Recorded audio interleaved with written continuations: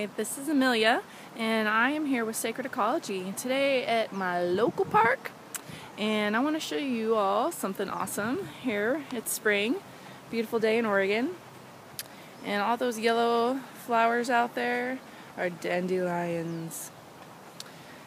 And dandelions, some people say are noxious weeds, but I think they are amazing, amazing hardy plants. You can eat the leaves. The roots, you can make a dandelion coffee out of them. And the flowers, you can make wine, which is really good and fruity. Fruity? Flowery. Spring and flowery. There's also another bunch of edibles here, and I'll show you some dandelions close up. I'm going to start with the miner's lettuce, though. And so it got its name because the miners used to eat this, and it helped them prevent them from getting scurvy. It's super high in vitamin C. See, this is all miner's lettuce here. Miner's lettuce.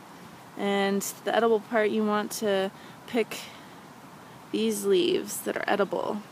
Now I would wash them first, and I might check. This park I know that doesn't get sprayed with chemicals because the pesticides and stuff cost way too much. The city can't afford it, which is a good thing, I think. But even so, it wouldn't be much different from the non-organic stuff that you get in the supermarket. You just want to wash it first. I don't know. I don't really like getting the non-organic lettuce because it doesn't wash off very well. Pesticides, I mean.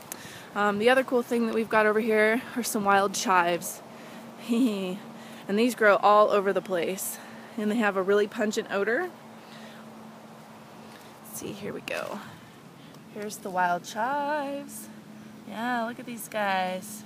Super pungent. This is my little collection bag. I try to keep the chives separate because they will overpower all the other plants that I gathered. And I gathered dandelions, miner's lettuce. Got some chives. I grabbed some blackberry leaves, which I'll show you, which you can make tea out of. And there's also some mint around here, which is pretty cool. I'm going to make some tea with the mint. So all in all, there were 4 edible species of plants here in my local park. And this park really isn't that big. It's maybe the size of a block. Here, I'll give you a big tour of the park.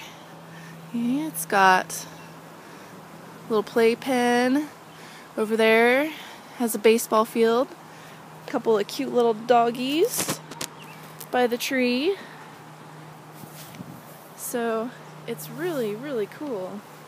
The one thing that I wish was here that isn't here, because there's a creek here, so there's potential for it to be here, would be nettles. And nettles, they do sting you, so you would wear gloves to pick nettles. But they're really high in iron. Super good for you. So I'm going to show you blackberries, which everybody probably already knows what blackberries look like. These guys. Here, there we go. The young blackberry leaves. Oops, sorry. Young and tender. They don't have their little spikies yet. These are great for making tea. You can make tea out of these leaves. So I'm going to collect these and I'm going to make some mint blackberry tea. And similar to the blackberry, you would have raspberry leaf, which is not growing here, but a lot of people might have raspberry leaves in a garden, or maybe you go pick raspberries, and you could also harvest the little tender leaves in the spring. Is the best time to do it. I'm looking for the mint that I saw earlier. Here we go. And I have a sneaking suspicion that some other plants here. Ooh, right next to some chives, more chives. These are the mint. The mint, and it's like a lemon mint. So I picked some of that. I'm going to put in my tea. And these little clingweeds, I have a sneaking suspicion these are also edible, but I'm going to look it up first. So, this is just my little forage trip to the park where I exercised my dogs. And I got some lunch for myself.